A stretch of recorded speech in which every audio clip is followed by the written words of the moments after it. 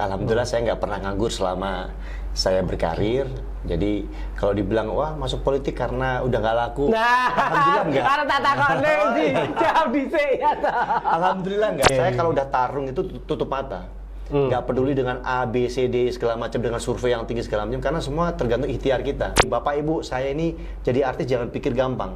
Kami itu biasa syuting pagi, siang, sore, malam, kerja tayang. Saya mau vaksinasi pagi, siang, sore, malam dilaksanakan. Kita komunikasi menyatukan kekuatan APBN, APBD provinsi sama kita. Nah, kalau hanya mengandalkan APBD daerah, ya nggak cukup, Mas. Jangan hanya main scroll tidak jelas. Atau judi online. Lagi rame.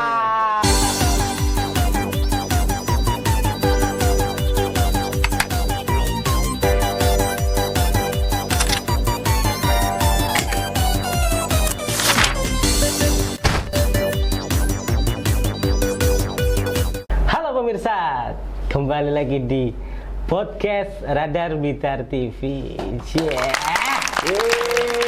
Akhirnya nyampe Radar Blitar. Ini sebuah apa? capaian. Radar Blitar TV kedayuhan. Ya loh. Ada seorang artis ya. Artis kok kesasar di Radar Blitar TV. Seorang artis, politisi, pengusaha, speechless. Langsung kita sapa Mas Hengky Kurniawan. Assalamualaikum. Waalaikumsalam. Sehat. Alhamdulillah bisa sampai Radar Blitar ini. Dulu kan kalau zaman-zaman masih di sini tuh sering nongol di event-event model. Kalau baca berita masuk radar ini, wah seneng banget. Pernah ikut event-event model, artinya berarti asli Blitar, Mas? Asli Papua, ya asli sini lah. Jadi dulu ikut apa namanya Kang Mas di Ajeng di sini juara 1. Terus kemudian ikut cover boy. Ya pernah ganteng pada zamannya. Pernah jadi idola pada zamannya di sini. Pernah ganteng di zamannya ya toh. Zamannya itu kita harus flashback dulu ya kan. Waktu itu Mas. Mas Hengky itu aslinya kelahiran mana? Soalnya banyak yang komen ya di postingan Radar Blitar TV. Ki mau ngendi to ijen ya? Apa bener wong Blitar? Iya, saya Mak Bendundu itu lahirnya di Kota Blitar, Mas. Jadi kampung saya di sini Magersaren, Panjenlor. Jadi lahir, sekolah besar dan sekolah di sini sampai SMA. Jadi TK-nya Trisula 3, kemudian SD-nya Panjenlor 2, SMP-nya SMP 3 deket sini. Terus kemudian SMA 2, baru 2001 itu saya merencanakan kuliah di Jakarta. Tapi ujuk-ujuk delala gitu ya. Iseng-iseng ikut casting kok terpilih. Ya akhirnya menekuni dunia entertain gitu. Gitu ceritanya. Artinya asli Blitar. Sekolahnya juga di Blitar mulai TK sampai SMA. SD sampai SMA. Punya kenangan apa Mas saat masa muda atau masa kecil di Blitar itu, Mas? Waktu masa kecil saya tuh kecil banget. Tahun berapa Mas itu? Tahun berapa itu? Wah, kalau kenangan banyak. Tahun berapa itu? Saya coba inget-inget ya. Jadi saya atau kami itu lahir dari keluarga yang sederhana. Kalau dibilang berkecukupan banget juga enggak. Makanya sampai yang saya inget-inget itu kami itu berlima, kami 5 bersaudara. Itu ya makan telur tuh dibagi-bagi. Kemudian pengalaman saya misalnya di Pasar Pon itu ada pasar ayam. Kita tuh sampai nunggu ayam bertelur gitu ya, terus kemudian kita ambil. Ya kadang-kadang seizin pemiliknya, kadang-kadang ya kita ambil untuk kita makan atau kita jual untuk nambah uang sangu kan gitu. Nah tapi waktu kecil SD kami berlima ini sudah membantu orang tua. Jadi ayah saya dulu itu apa aja ya wira swasta ya, mulai dari jual ciki-ciki, kemudian punya musik dangdut keliling ke alun-alun, kita bikin acara segala macam. Jadi kita nitipin es permen ke kantin, kemudian ada lebih baru itu uang jatah uang saku kita. Jadi tanpa bekerja kita nggak dapat uang saku. Sampai juga pernah ketika saya itu sampai dari SD, SMP, SMA, saya itu udah mulai ya dibilang profesi tetap enggak, tapi sudah mulai ini jadi pemulung. Jadi kalau di Gedung Pemuda itu dulu ada kawinan-kawinan begitu. Ya kita ngumpulin kardus-kardus, kemudian botol-botol saya jual ke Kancil. Ada Rosokan Kancil kalau di Blitar tuh. Ada itu legend Mas. Terkenal legend. Dulu Pak Kancil itu istrinya Mbak siapa tuh penyanyi lah, penyanyi top, biduan top, ya. penyanyi top Kota Blitar. Nah dari situ ya uangnya saya belikan alat-alat tulis, saya titipkan di koperasi sekolah.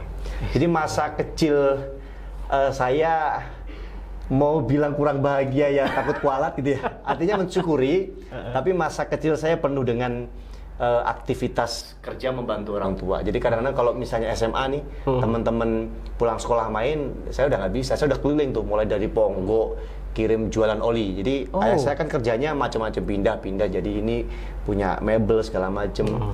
Nah jualan oli canvassing, nawarin oli ke warung-warung. Itu saya lakukan dengan nyetir sendiri, pakai mobil dulu apa namanya? Bicang, bukan? Mobil carry itu loh apa? Adi Putro itu loh apa sih? Colte. Ya, Colte. Itu keliling terus canvassing ke warung-warung. Nah, itu yang saya jalani.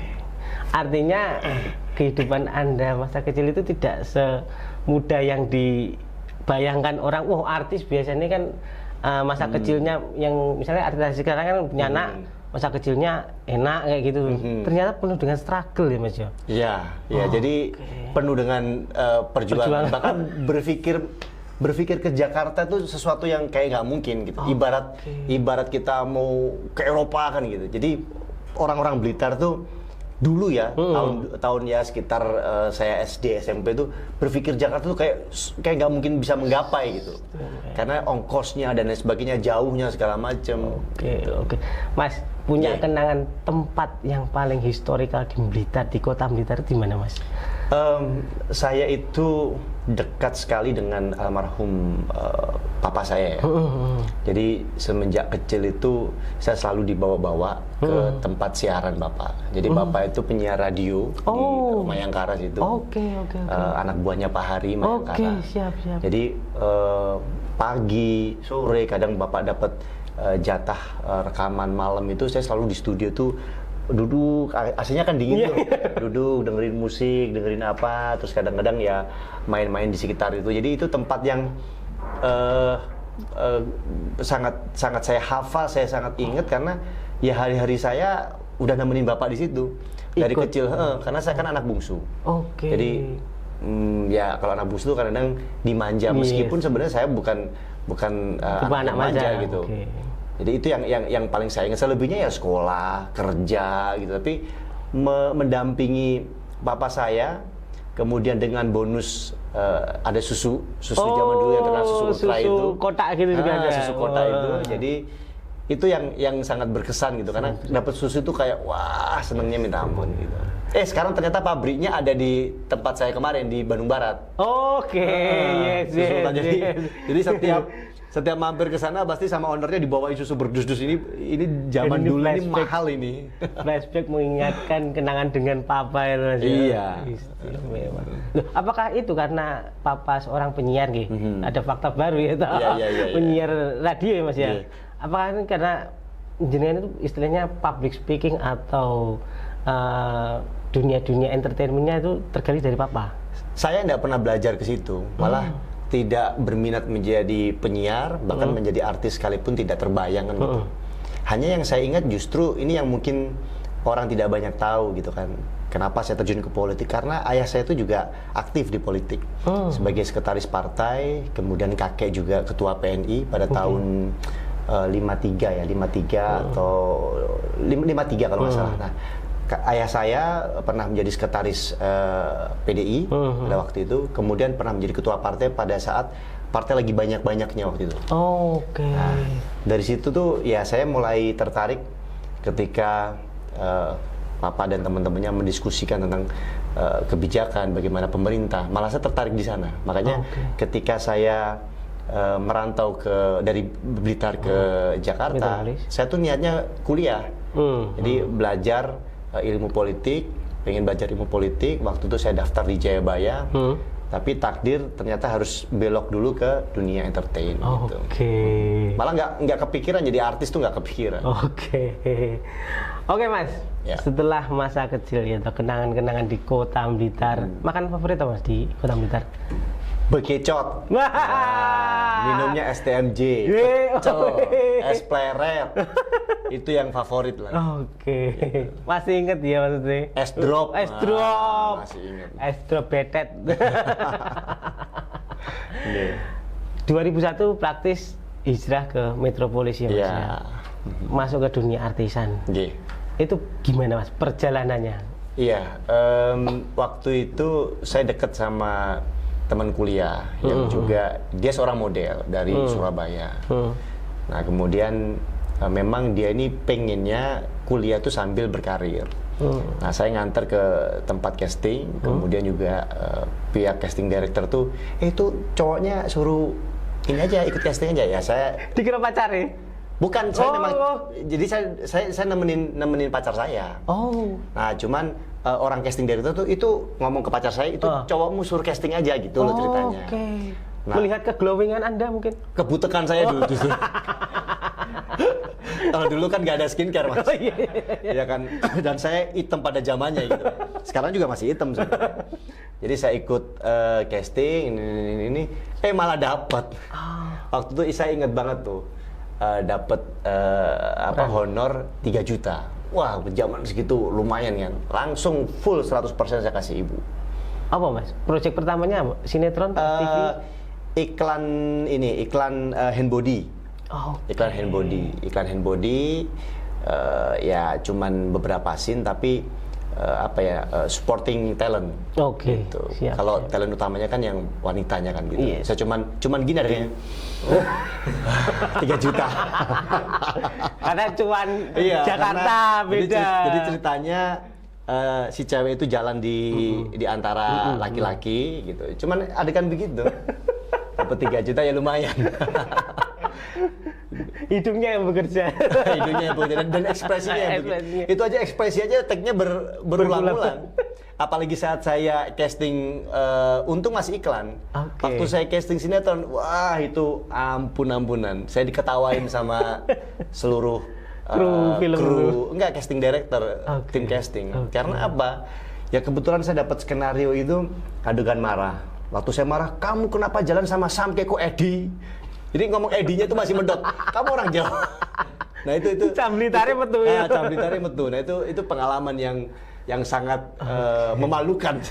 Dan di situ saya harus belajar, makanya mulai gaul di sana kan, mulai mau nongkrong terus sambil dengerin ngomong lu gue. Dulu lu gue aja masih lu gue kan gitu. Masih kaku, masih mendok. Akhirnya belajar di kaca saya belajar ya sampai akhirnya ya mulai terkikis dikit lah. Akhirnya mulai seakan-akan menjadi orang metropolis dan seakan-akan bukan orang Kota Blitar ya toh. Padahal aslinya ya Kota Blitar darahnya. Mas, akhirnya ke artisan sampai 2001 ke 2018 ya? Alhamdulillah saya nggak pernah nganggur selama saya berkarir. Jadi kalau dibilang wah masuk politik karena udah nggak laku, alhamdulillah enggak. Karena tak takone sih, jawab dhisik ya toh. Alhamdulillah enggak. Jadi kalau ngelihat di internet tuh ada, malah saya lihat di Wikipedia ya. Itu alhamdulillah karena kita diajarin orang tua tuh untuk disiplin. Yes. Jadi disiplin itu sangat penting di industri ya, di dunia industri termasuk di entertain. Jangan salah, di dunia entertain itu sikut-sikutannya lebih kenceng juga. Sama politik itu juga sama, karena kadang-kadang manajemen satu dengan manajemen lain itu saling dulu kan zamannya menggosipkan segala macam supaya akhirnya artis dia yang dipakai kan gitu. Jadi sikut-sikutannya juga kenceng. Makanya alhamdulillah dengan disiplin kita on time tepat waktu, tidak mengganggu produksi, akhirnya kita terus dipertahankan. Nah, kalau industri itu kan kita rating yang berbicara kan. Terus apalagi era kesini tuh makin gampang artis itu muncul. Kalau dulu masih weekly, kita masih telat dikit misalnya itu masih ya oke lah, kita peran utama gitu. Tapi sekarang peran utama pun juga mengganggu produksi. Katakanlah ada lawan main saya yang itu sentral juga di sinetron ABG yang membawa saya naik daun itu dia telat 2 jam aja langsung dikeluarin. Padahal dia peran antagonis yang utama lawan saya. Nah hari ini juga industri perfilman itu atau sinetron itu kalau misalnya rating jelek hari ini, besoknya bisa di stop. Padahal kita udah punya stok misalnya berapa kan gitu. Jadi sangat kejam gitu kalau dibilang. Oke. Gitu. Kalau di politik bagaimana, Mas? Lebih kejam atau? Ya hampir sama ya, semua saya pikir semua pekerjaan itu ada resikonya. Ada resiko politik ketika kita di politik, di entertain juga digosipin macam-macam dan lain sebagainya. Ya saya pikir itu bumbu-bumbu ya. Bagaimana kita bisa mengubah hal yang misalnya negatif itu kita balikan menjadi positif, kemudian kita menjelaskan ke publik seperti apa faktanya. Jadi kadang-kadang itu bisa dimainkan oleh dulu agent artis, ya manajemen artis, atau kalau di politik ini ya lawan politik kita kan. Gitu. Jadi kita anggap hal yang biasa aja lah begitu. Gitu ya. Tapi yang membuat Anda ke-trigger masuk ke dunia politik apa sih, Mas? Ya itu tadi, karena dari kecil atmosfer politik itu sudah saya rasakan di rumah gitu. Mulai dari kakek, mulai dari papa saya gitu. Sehingga justru ketertarikan saya malah di politik, bukan di keartisan gitu. Papa saya sempat menyampaikan bahwa politik itu harus menjadi jalan jihad untuk kita berbuat baik. Kemudian selalu menyampaikan ya harus memanfaatkan hidup untuk hidup yang bermanfaat. Ya memang bermanfaat itu bisa menjadi siapapun gitu. Saya ketika menjadi artis, kami ini termasuk pembayar pajak yang on time, yang disiplin, karena pihak production house sudah langsung memotong pajak kita. Sehingga pajak yang saya berikan ketika saya naik daun pada zamannya, sinetron ABG rating 1 itu, ya kalau kita hitung itu ya sebulannya lumayan gitu. Di era stripping aja, alhamdulillah untuk sinetron gitu ya, kita bisa mengumpulkan uang itu minimal 1 M. Karena kan gajinya per episode, bukan per bulan. Nah, belum pajaknya yang kita store untuk negara gitu. Artinya ketika menjadi artis pun nih, Mas Hengki ingin menunjukkan ikhlas aku juga memberikan untuk manfaat ke negara. Ya. Bukan hanya pajak, tapi saya termasuk aktif di acara-acara sosial. Jadi dulu saya gabung di UJ Center, pimpinan Ustadz Jeffrey Al-Bukhari. Jadi setiap bencana-bencana yang terjadi di tanah air itu kami patungan dengan artis-artis yang lain begitu ya, untuk ya mengumpulkan dana untuk kita langsung serahkan. Jadi beberapa bencana misalnya dulu di Bantul gempa segala macem, bahkan saya pernah turun di Gunung Kelut itu seminggu tanpa listrik, tanpa ini, pada tahun 2014 tuh. Sudah jadi artis padahal? Udah jadi artis, bukan politisi. Maksudnya belum nyalek, belum apa.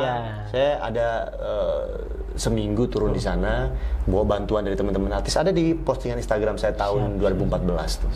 Mas, keartisan terus istilahnya terjun ke dunia politik tadi kan disebut karena ayahanda ya, papa itu pernah berpolitik di waktu itu, kok istilahnya kena radiasi, kena paparan. Tapi pernah enggak Anda terbisit karena wah, kok aku melihat kondisi sosial seperti ini, atau ini kan dulu waktu 2020-an itu kan ini, Mas, isu politisi sering kena KPK itu loh. Nah, apakah karena tergerak di karena itu, Mas? Monggo jenengan. Kalau saya itu kan suka politik itu mulai dari SMP itu sudah suka melihat papa saya. Kemudian SMA juga. Nah, yang menjadi pembicaraan adalah era penguasa pada waktu itu kan gitu. Jadi yang berkuasa selama bertahun-tahun dan lain sebagainya. Nah, baru disitunya dulu tuh dengan ya semuanya ya ya kita tahu lah gitu.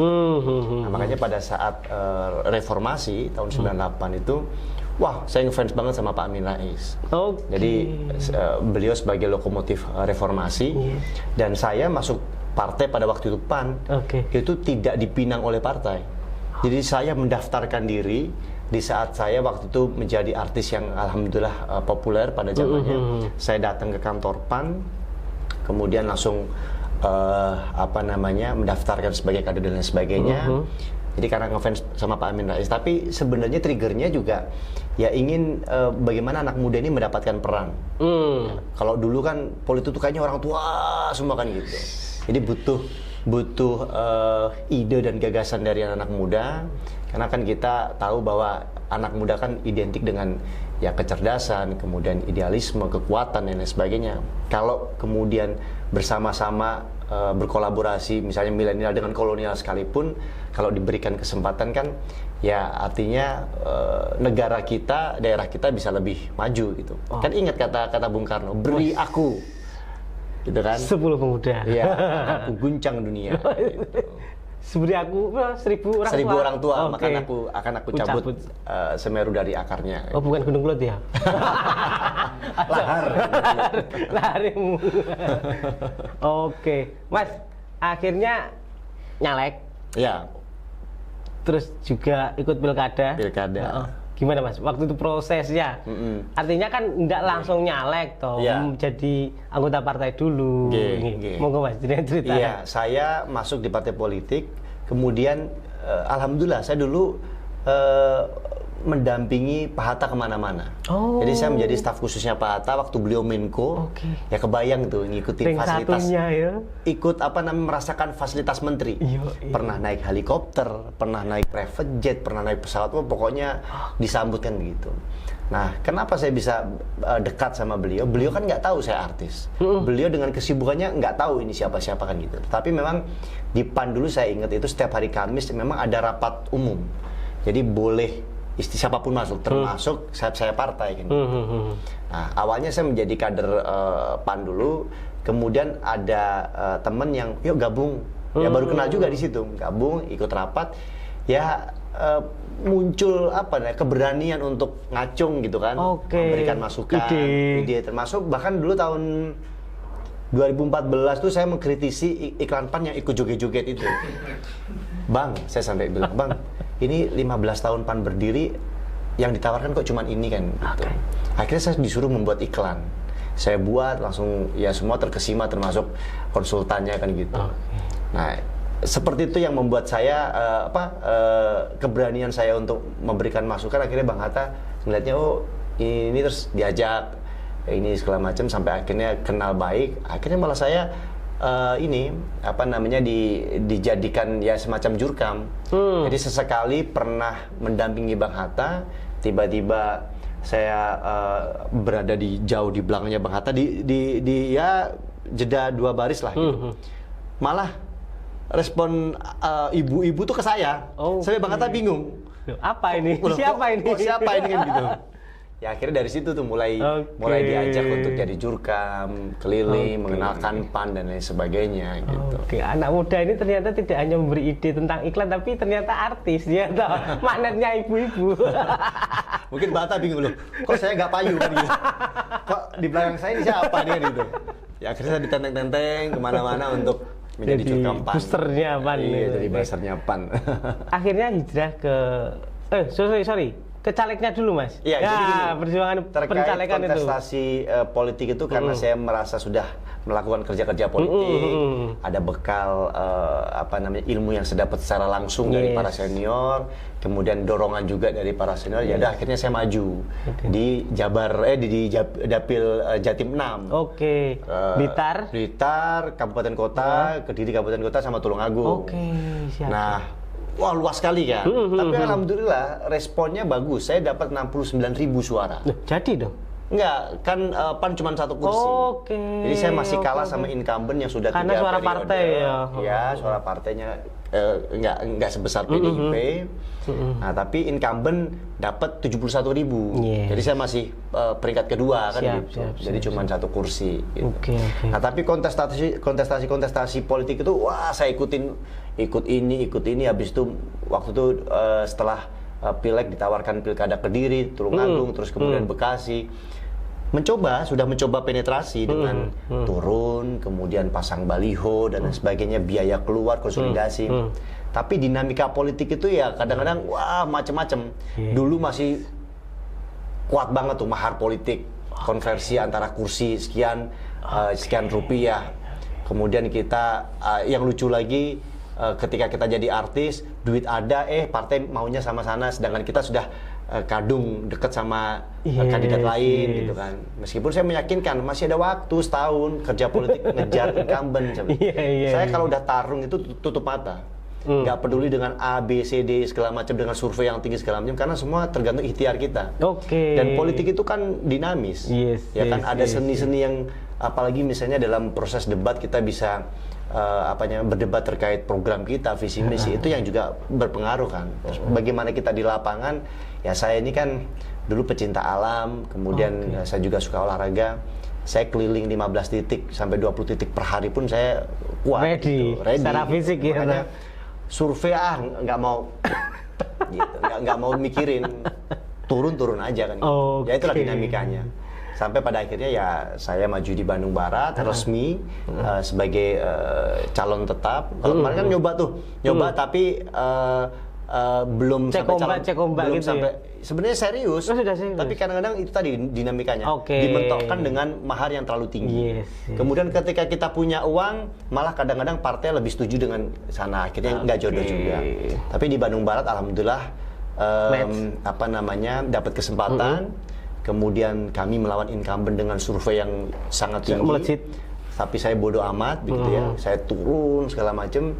Ya berdasarkan lembaga survei memang tren naiknya memang dari saya, karena memang saya artis yang sudah dikenal, sinetron-sinetron atau FTV Indosiar juga menjadi tontonan masyarakat Jawa Barat. Ya alhamdulillah kami terpilih gitu melawan incumbent, kami menang gitu. KBB menang di Kabupaten Bandung Barat, biasa disebutnya KBB. Ya. 3 tahun menjadi Wabub. 2,5 setelah jadi bupati.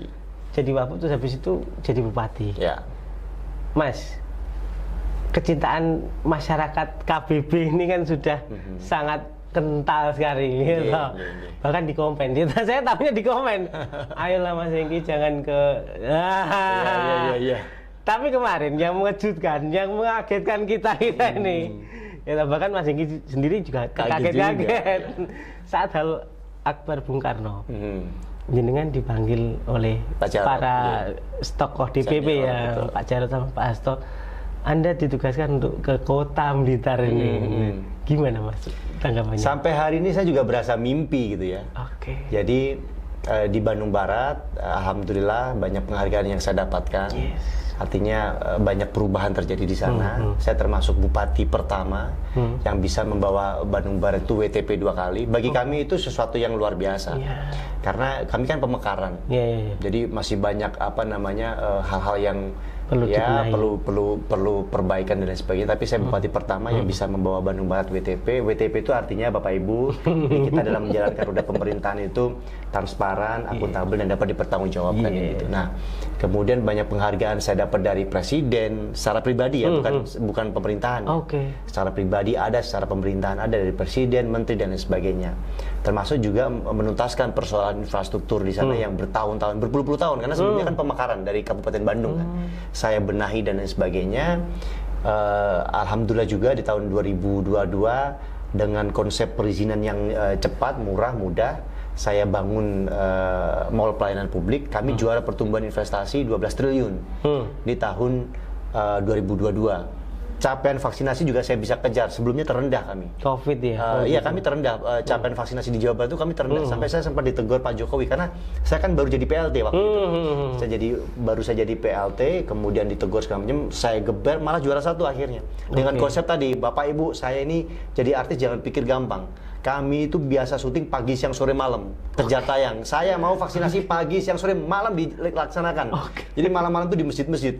Habis sholat berjamaah, nyuntik. Nah artinya, ya alhamdulillah banyak perubahan. Kemudian dengan kolaborasi pentahelik yang saya jalankan di sana, saya bisa bangun jalan, jembatan, sampai 60 miliar itu dari kolaborasi pihak swasta. Tidak hanya mengandalkan dari APBD. Karena mengandalkan APBD? Nggak cukup Mas. Kita kalau mau jalan mulus ya di Bandung Barat itu butuh 3 triliun. Nggak mungkin 1 tahun anggaran selesai. Gitu. Nah, termasuk juga saya ya rajin datang ke undangan. Kemudian sempat viral waktu itu mobil dinas saya pakai untuk antar jemput pengantin. Sekarang banyak kepala daerah yang mulai ngikutin. Dulu sempat viral tuh awal-awal 2018 saya dapat mobil, 3 mobil baru-baru langsung udah ini buat rakyat ya gitu. Sampai rame diundang di Kobuzer dan lain sebagainya. Ya mungkin karena saya rajin datang saksi nikah, kondangan, bahkan waktu untuk keluarga itu benar-benar tersita. Bahkan zaman saya wakil yang sibuk malah wakilnya kalau untuk di rakyat karena mereka pengen ketemu artis kan. Nah dari situ ya. Bukan karena bupatinya ketangkep KPK? Oh enggak, kan sebelumnya kan saya wakil bupati. Yes. Artinya ya kalau tadi merespon pertanyaan soal tentang kecintaan masyarakat. Ya mungkin karena memang saya alhamdulillah kalau nggak ada halangan undangan warga mau sehari biasanya kondangan 6 sampai 7 kawinan saya hadirin gitu. Oke. Itu termasuk ya sunatan, peresmian ini, selamatan ini dan lain sebagainya. Acara budaya di sana lumayan banyak juga. Yes.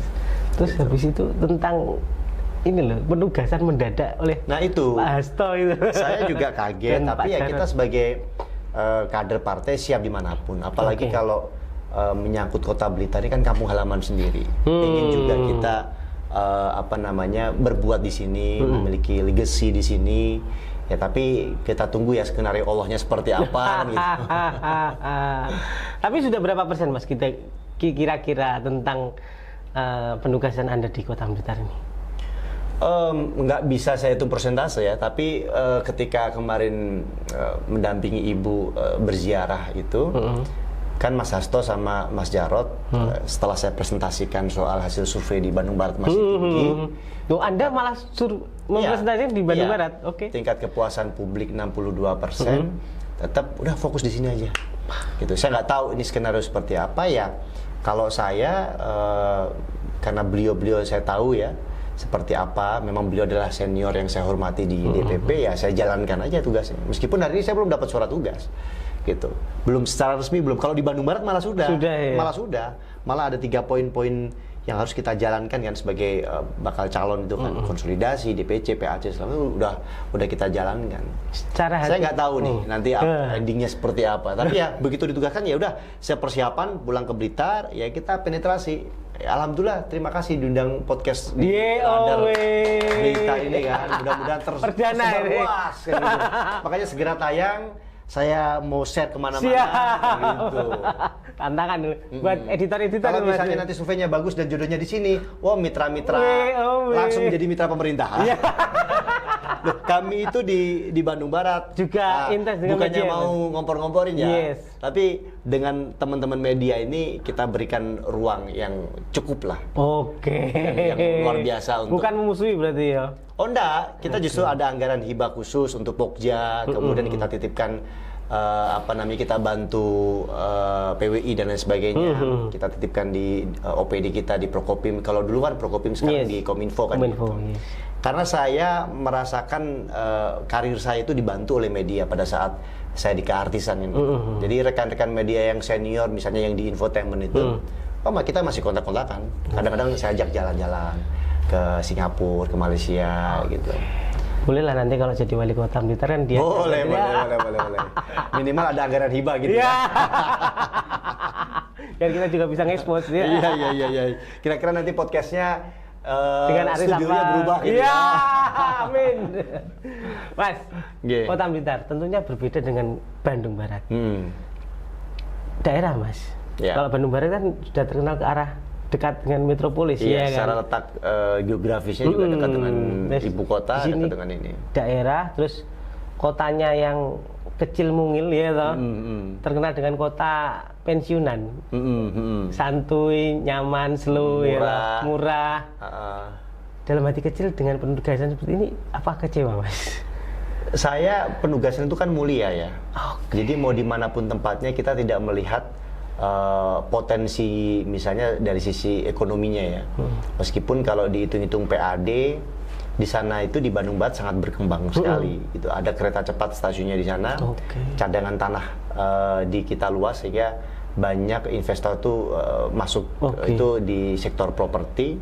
Ada perusahaan-perusahaan besar seperti Liman Group, tahun depan juga Ciputra dan lain sebagainya. Kebayang kan pajak BPHTB-nya itu kan akan berdampak bagi termasuk pajak nih akan berdampak bagi kalau kita punya penghasilan resmi itu selain gaji upah pungut. Yang itu kan 0, sekian persen dari pendapatan PAD. Tapi ini kan kita tidak bicara hitung-hitungan matematika itunya gitu. Tapi apa sih nanti legacy untuk Kota Blitar misalnya, apa yang saya tawarkan? Kita ya tentu harus menawarkan masa depan yang lebih baik untuk Kota Blitar, yang baik kita pertahankan, yang belum ada apa nih terobosannya gitu kan. Jadi banyak sekali yang harus kepala daerah itu lakukan supaya daerahnya semakin maju. Makanya sempat kemarin saya menyampaikan ke media, ya saya ingin Kota Blitar menjadi kota yang membahagiakan warganya. Kemudian Kota Blitar harus menjadi, kita wujudkan Kota Blitar ekonomi kuat 2030. Kenapa harus ada 2030? Karena saya itu kerja selalu harus ada targetnya. Gitu. Jadi ketika diberikan amanah ya targetnya apa nih? Sehingga kita tahu apa yang kita lakukan per tahun-tahunnya itu kita tahu. Program-program apa dan sebagainya, termasuk itu tadi kita memberikan pelayanan yang maksimal. Saya sampaikan ke media kemarin, ya kita ingin memberikan pelayanan layaknya fasilitas hotel bintang 5. Jadi kita betul-betul semuanya kita berikan kemudahan dan lain sebagainya, termasuk ya inovasi dan terobosan untuk pertumbuhan ekonomi kita supaya bisa naik. Nah, saya di Bandung Barat itu bisa menaikkan pertumbuhan ekonomi dari 3% menjadi 5,4%. Padahal kan waktu itu COVID ya, kita tuh kepala daerah angkatan COVID, wah itu susahnya minta ampun kita menjalankan program. Yang tadinya kita rencanakan apa, menjadi beras kan gitu. Tapi kan masyarakat nggak pernah tahu. Wah ini, tapi infrastruktur jadi beras. Nah, apa yang kita tawarkan untuk menumbuhkan ekonomi? Nah, ada strateginya gitu ya. Ya termasuk juga keberhasilan saya bisa menarik investasi sampai 12 triliun. Mudah-mudahan itu menjadi modal juga untuk meyakinkan investor itu ayo datang ke Bandung Barat, ke Kota Blitar.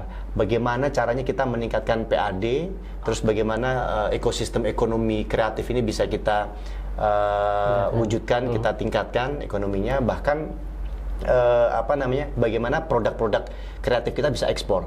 Saya memberikan bantuan di Bandung Barat waktu itu, anak-anak muda, apapun yang menjadi kebutuhan, insya Allah aspirasi anak muda itu porsinya besar untuk saya wujudkan, termasuk pengen skatepark, asal olahraga kami wujudkan, termasuk untuk UMKM-nya bantuan alat sampai 3 miliar untuk kopi itu, sehingga produknya jadi kualitasnya berbeda. Nah, waktu ikut pameran ke Eropa, ke selain Eropa terus ke Riyadh juga, ke Timur Tengah, itu kami biayai. Akhirnya mereka bisa ekspor, termasuk tanaman-tanaman zaman COVID itu kan tanaman mahal-mahal itu kita bantu untuk mereka, misalnya kita ongkosin lah, untuk mereka bisa ikut pameran itu, sampai akhirnya mereka bisa ekspor. Dan saya seringkali melepas ekspor kopi misalnya 9,2 ton itu di 3 benua. Itu sudah packingan hilirisasi lah. Iya, artinya untuk kepala daerah pertama selain tadi meringankan beban rakyat, mulai dari program-program kalau saya dulu BPHTB gratis, kemudian BPHTB terus PBB gratis, kemudian juga orang melahirkan kita bantu dan lain sebagainya. Nah, termasuk strategi untuk meningkatkan ekonomi, inovasinya apa harus kita buat nanti di Kota Blitar gitu. Tapi artinya bisa Mas, Kota Blitar semacam ini? Sangat bisa. Sangat bisa. Seperti misalnya gini, dulu SD SMP ya, kayaknya tuh makam Bung Karno itu orang rame di sana. Kemudian nginep di hotel sekitar situ. Tapi semakin kesini kok saya lihat semakin berkurang. Jadi memang harus ada beberapa event-event skala internasional, nasional yang bisa membuat orang datang ke sini. Bahkan itu juga bisa menggerakkan ekonomi, ya. Seperti saya buat event skala nasional di Bandung Barat itu, dalam 2 hari omset UMKM itu sampai 3 miliar. Kan pakai QRIS ya. Termasuk kebijakan begini. Waktu pasca COVID itu kan dari tunjangannya itu harus belanja produk UMKM. Sehingga ada perputaran 2 sampai 3 miliar per bulannya. Harus belanja gitu. Itu minimal, bisa lebih kan gitu. Nah, kalau untuk Kota Blitar, karena saya pengen begini. Satu ya, anak-anak mudanya ini bukan ingin atau pikirannya hanya menjadi pegawai saja gitu. Tapi bagaimana bisa menggerakkan ekonomi di Kota Blitar. Jadi secara mandiri jadi pengusaha lah. Jadi pengusaha muda lah gitu. Ya, kita buat inkubator bisnis, bagaimana kita nanti membantu mengarahkan mereka untuk berkembang dan maju, ditambah seru nggak kalau misalnya di Kota Blitar itu di Bonrojo lah, nggak usah jauh-jauh. Selain tamannya kita rubah menjadi cantik, orang jadi betah di sana berlama-lama. Kita buat pasar seni dan pasar kreatif di situ, produk-produk UMKM di situ. Nah, saya berhasil memasukkan produk UMKM Bandung Barat ke IKEA. Di Bandung Barat itu ada IKEA. IKEA itu cukup besar ya. Internasional. Iya, kalau di Jakarta itu di Tangerang sana ya kalau nggak salah. Itu kan. Oh, produknya sudah masuk IKEA? Udah masuk. Jadi kita minta space khusus di IKEA. Arah mau pulang, kita branding di situ yang bagus, rak-raknya kita bikin bagus. Semua produk UMKM di situ. Jadi setiap orang pulang dari IKEA belanja perabotan rumah, dia pasti lihat. Cobek saja, ulekan. Itu 1 bulan omsetnya bisa 60 juta. Hanya jualan cobek di situ. Belum baju, belum sambel segala macam. Bahkan tadinya hanya boleh kerajinan, tapi saya nego lagi, baru boleh makanan masuk. Kebetulan dulu saya diajak Pak RK ke Swedia. Karena ada privilege untuk menjemput IKEA ini. Jadi kita jemput IKEA di Swedia bareng Pak Gubernur. Jadi saya hafal dengan kenal dengan orang-orang dalamnya yang orang Swedia asli sana. Jadi proses negonya tuh enak gitu. Karena kan susah ya, kebijakan toko itu kan nggak mudah. Tapi untuk meyakinkan minta tolong ya UMKM-nya masuk ini kan memang kelasnya IKEA itu kan keren-keren, sehingga kita harus memperhatikan packagingnya dan lain sebagainya. Nah, itu kita bantu terus gitu. Oke, Mas. Cukup membelalakkan bahwa Mas Hengki ini ingin membangun Kota Blitar dari sisi anak mudanya dulu, ya kan? Semuanya sih. Jadi memajukan dari segala bidang. Terutama pariwisatanya ini harus kita tingkatkan lagi. Saya pernah membuat city branding, personal branding untuk Bandung Barat. Dan itu berdampak. Makanya Blitar ini harus kita branding ulang. Seperti misalnya ya, Bandung Barat pasca Covid itu saya branding Bandung Barat the beauty of Priangan. Kita jual udara yang segar. Makanya perumahan-perumahan itu malah saya panggil jual rumah itu untuk pasca Covid ya. Bukan cuman dekat dengan ini, dekat dengan itu, tapi kualitas udaranya yang masih fresh ini yang harus dijual. Nah, makanya kita waktu itu wisata ke Bandung Barat, mandi oksigen. Lembang, tahu Lembang? Pernah ke Lembang? Lembang Bandung. Ya, pernah ke Lembang nggak? Belum. Lembang itu Bandung Barat sebenarnya. Lembang itu masuk kawasan saya, wilayah saya. Jadi orang taunya Lembang itu Bandung. Padahal Lembang itu Bandung Barat. Jadi memang berbatasan dengan kota Bandung. Orang kalau ke Bandung pasti ke Lembang karena dia mencari suasana yang sejuk, suasana alam segala macam. Nah, itu yang kita tawarkan, mandi oksigen, kita branding the beauty of Priangan, kita bikin eventnya. Jadi dari jumlah wisatawan sebelum Covid itu kita 9 juta per tahun. Turun karena Covid. Tapi cara menaikkan ini ya kan wah lumayan tertatih-tatih. Makanya harus branding daerah. Nah, kalau Blitar Kota Patria kan gitu. Kita harus membranding, tapi branding ini juga harus mengajak elemen masyarakat untuk diskusi. Apa nih yang cocok? Nggak bisa ego pemimpin, saya branding Blitar ini kan nggak bisa. Kita diskusi, intinya kalau saya punya konsep, memajukan daerah itu harus merangkul semua elemen. Jadi kunci sukses saya dalam pribadi ya, sebagai artis, sebagai pengusaha, bahkan sebagai pemimpin di daerah itu 3 hal: inovasi, kreativitas, dan kolaborasi. Jadi kita harus terus berinovasi, kita harus punya program-program yang kreatif, ditambah kolaborasi. Makanya komunikasi yang baik saya dengan pemerintah pusat, pemerintah provinsi itu harus kita jalin. Saya bisa dalam waktu 2 tahun memperbaiki ruang kelas sampai 5.000 sekian. Kuncinya apa? Ya kita komunikasi menyatukan kekuatan APBN, APBD provinsi sama kita. Nah, kalau hanya mengandalkan APBD daerah, ya nggak cukup, Mas. Makanya harus komunikasi baik, ajak Pak Gubernur badminton, ajak Pak Gubernur ngopi, datang ke kementerian. NGO. Iya, nah kalau kita lakukan itu, misalnya saya diberikan amanah di Kota Blitar, ya mungkin saya akan sering bolak-balik juga. Jadi tanda kutip menjual Kota Blitar, potensinya apa, terus kemudahan perizinan itu yang harus kita lakukan sebagai kepala daerah gitu. City branding istimewa. Mas. Ya. Terakhir ini. Ada pesan atau kata-kata yang mungkin jenengan masih ingat atau menjadi inspirasi jenengan? Apa Mas, dari siapa orangnya? Ya, kalau dari ayah saya itu tadi, manfaatkanlah hidup untuk hidup yang bermanfaat. Itu yang selalu saya ingat gitu. Sehingga dalam setiap aktivitas dan juga karir saya, pikiran saya apa yang bisa saya berikan untuk orang lain, manfaat apa kan gitu. Termasuk misalnya saya dalam meyakinkan owner-owner wisatawan, meskipun teman saya gitu, teman nongkrong, teman ngopi, saya tuh selalu komunikasi dengan semua elemen, mau bawah mau atas. Kadang-kadang mereka tuh kan agak-agak susah bayar pajak, malah telat-telat. Sampai akhirnya kami bekerja sama dengan sampai kami akhirnya bekerja sama dengan kejaksaan karena memang itu arahan dari KPK untuk nagihin pajak itu kan. Nah, saya selalu sampaikan begini, Bapak Ibu ya, semakin banyak memberi, kita semakin banyak menerima. Apalagi itu kan pajak sebenarnya memang yang dibayar oleh pengunjung kan, 10% suka telat tapi. Saya selalu sampaikan.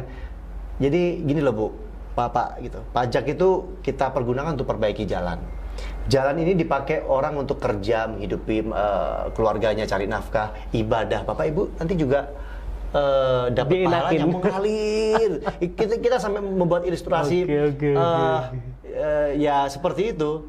Makanya ya arahnya Bapak Ibu tuh harus mau gitu loh memberikan itu supaya bermanfaat untuk orang banyak. Makanya itu tadi kata-kata ayah saya itu selalu menjadi semangat saya untuk kita tuh pokoknya hari ini bagaimana bermanfaat, nyari pahala itu kan untuk orang lain gitu.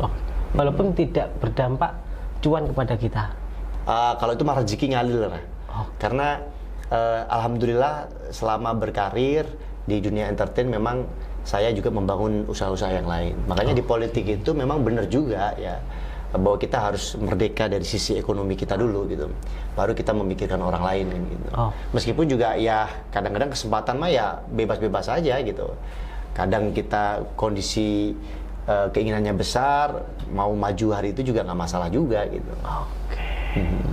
Satu kalimat penyemangat untuk Cah Blitar Mas. Waduh. Bahasa Jawa tapi. Iya. Apa ya? Langsung. Jadi gini Cah, kalau kita ini kan tidak pernah tahu apa yang terjadi ke depan. Mas kan nggak tahu kapan meninggalnya. Kita ke depan mau jadi apa kan gitu. Makanya dengan waktu yang ada, yaitu manfaatkanlah hidup itu sebaik-baiknya untuk kebermanfaatan. Termasuk juga buat Cah Blitar, anak mudanya ini Gen Z ya. Intinya masa depan adalah milik mereka yang menyiapkan hari ini. Saya tuh biasa membuat jadwal itu, nih saya tunjukkan nih sama jenengan. Jadi hidup itu harus terencana. Hidup itu harus punya tujuan yang jelas. Ini schedule saya tuh udah saya tulis. Dari tanggal besok sebentar, minggu jadwalnya sampai Juli itu udah saya tulis. Artinya masa depan itu adalah milik mereka yang menyiapkan hari ini. Kalau kita menyiapkan masa depan hari ini sebaik mungkin, ya insya Allah apa yang menjadi keinginan kita bisa tercapai. Jadi jangan rebahan, jangan tergiur dengan cuman main sosial media, nongkrong-nongkrong, tapi harus punya tujuan yang jelas, cita-cita yang jelas. Dan itu harus kita wujudkan dengan langkah-langkah kita yang nggak males, disiplin gitu. WOW. Jangan hanya main scroll tidak jelas. Atau judi online. Lagi rame. Kok teriaknya kenceng? Mau kita curiga. Begitu. Wong teko itu baliho siapa tuh? Anda nyindir siapa? Begitu ngomong judi online ketawanya, wah. Coba lihat handphonenya, jangan-jangan ini udah. Saya sudah. Jangan ya. Kan namanya judi. Ya kan? Meracuni keimanan. Gitu ya. Hanya menjanjikan kemenangan aja. Yang menang cuman bandar. Jangan bodoh kan. Oke, pemirsa, jangan lupa like, komen, dan subscribe konten perdana dengan Mas Henggi ini. Konten eksklusif ya. Terima kasih Mas Henggi. Sami-sami. Mohon maaf jika ada podo-podo. Siap. Sama-sama sukses selalu untuk Radar Blitar. Sukses. Ciao.